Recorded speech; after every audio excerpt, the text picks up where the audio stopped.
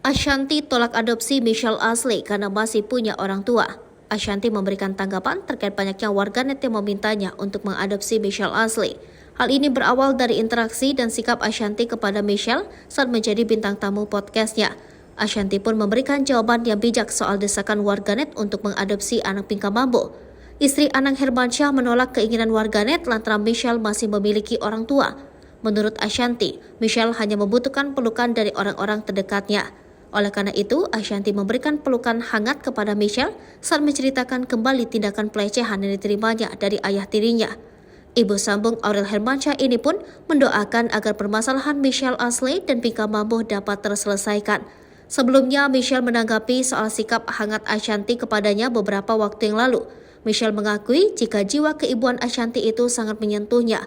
Michelle berharap ibunya, Pinka Mambo, bisa bersikap hangat kepadanya seperti Ashanti. Aku masih ada seorang ibu, tapi bagaimanapun juga pasti podcast itu aku ngerasa yaitu yang aku pengen dari seorang ibu. Aku pengen pelukannya. Aku pengen punya ibu seperhatian dia, Ashanti, ujar Michelle Ashley.